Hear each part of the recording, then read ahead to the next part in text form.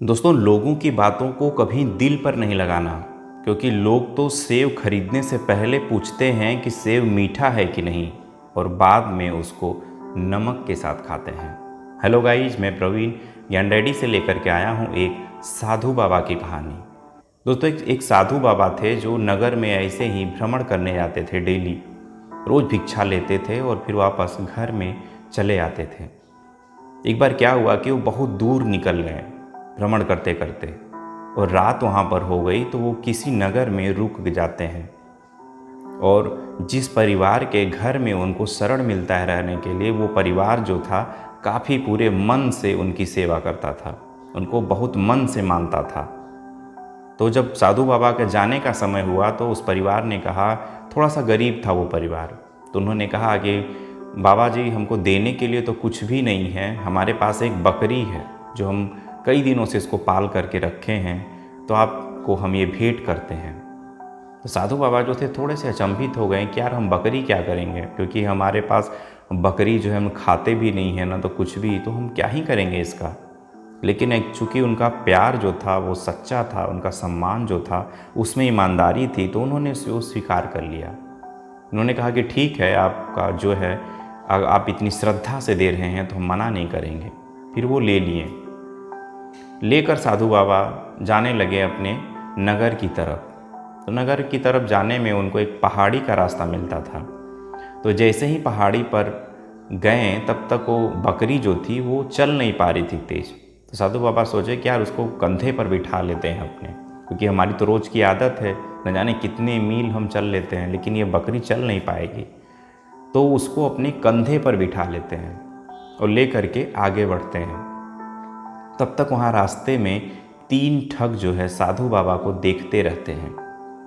देखते हैं कि बहुत अच्छी बकरी लेकर के आ रहे हैं साधु बाबा, उसको आज तो ठगना है। तो तीनों ठग जो है प्लानिंग कर करके अलग अलग जगह थोड़ी थोड़ी दूर पर जा जाकर छिप जाते हैं। और जैसे ही साधु बाबा वहाँ पहुँचते हैं, तब तक पहला वाला ठग निकल के बाहर सड़क पे आ जाता है और पूछता है, कहता है कि बाबा, ये क्या ले जा रहे हो?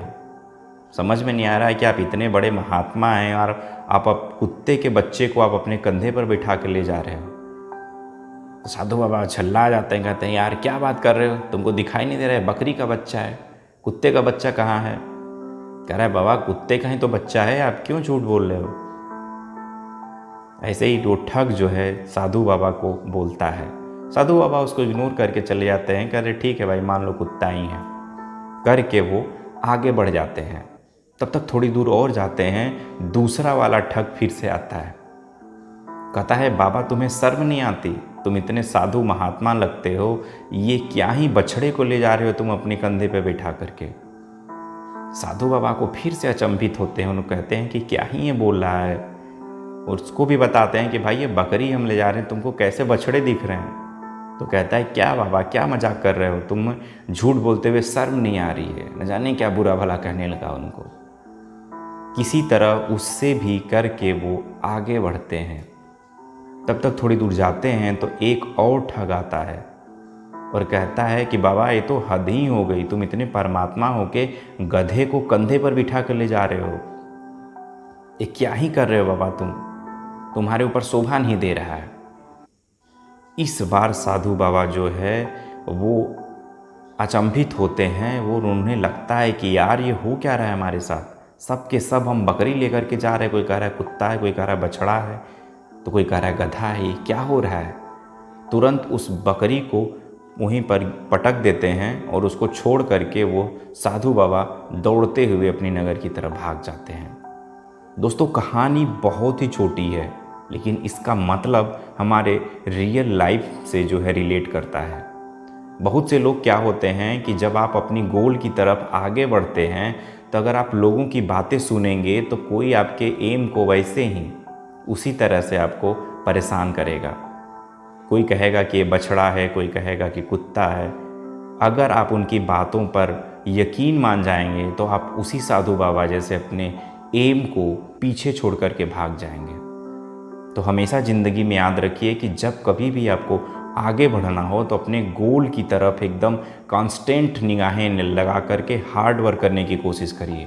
आपके आपके अगल बगल लोग क्या बोलते हैं आपके बारे में, उनकी बातों को हमेशा इग्नोर करिए, क्योंकि अगर उनकी बातों को आप ले करके चलेंगे तो आप वैसे ही अपने गोल को छोड़ छाड़ कर भाग जाएंगे।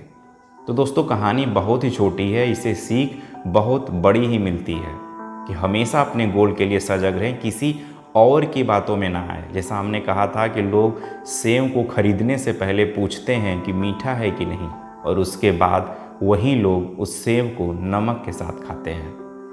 तो दोस्तों, आज की कहानी कैसी लगी हमें ज़रूर बताइएगा, और अगले हफ्ते मिलता हूँ फिर से प्यारी सी कहानी लेकर के। आपको पता है कि हमारी हर संडे हम एक नई कहानी लेकर के आते हैं, तो हमारे चैनल को और हमारे फेसबुक पेज को, हमारे इंस्टाग्राम पेज को लाइक मत करना भूलिएगा, क्योंकि आप हमारे साथ बने रहिए ताकि आप हमारी हर वीडियो को देख पाएँ। तो आज के लिए बस इतना ही, अगले हफ्ते फिर से लेकर के आता हूँ प्यारी सी कहानी। तब तक खुश रहिए, मस्त रहिए और हमेशा मुस्कुराते रहिए। जय हिंद।